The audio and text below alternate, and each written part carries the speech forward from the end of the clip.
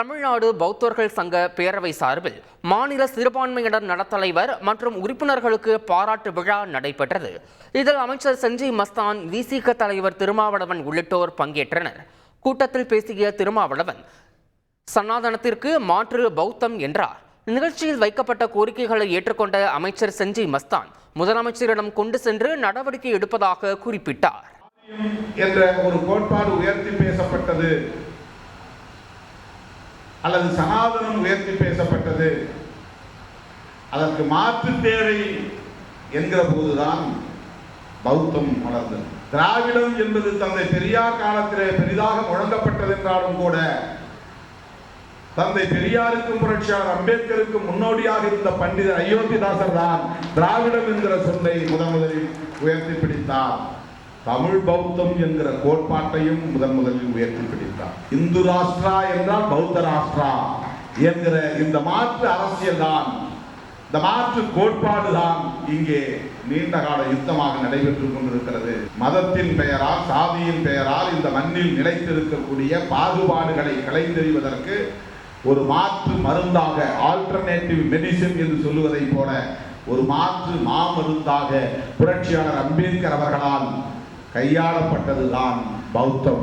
பௌத்தர்கள் சிறுபான்மையினர் என்று தமிழ்நாடு அரசு ஏற்று பௌத்தர் ஒருவரை மாநில சிறுபான்மை ஆணையத்தில் உறுப்பினராக நியமித்துள்ளது. இது முத்தமிழ் அறிஞர் கலைஞருடைய விருப்பத்தை இன்றைக்கு நம்முடைய தமிழ்நாடு முதலமைச்சர் அவர்கள் செயல்படுத்தி இருக்கிறார்.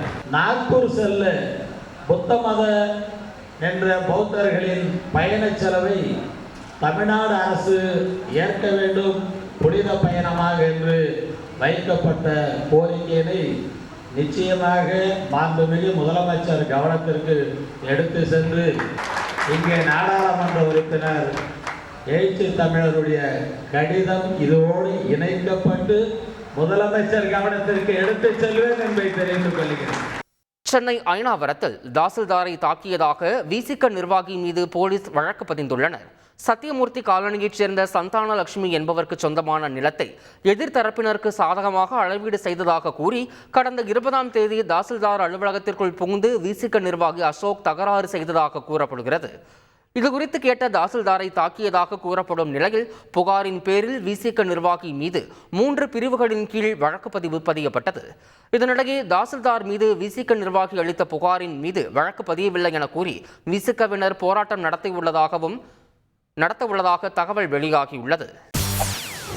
செய்திகளை உடனுக்குடன் தெரிந்து கொள்ள உடனே சப்ஸ்கிரைப் பண்ணுங்க.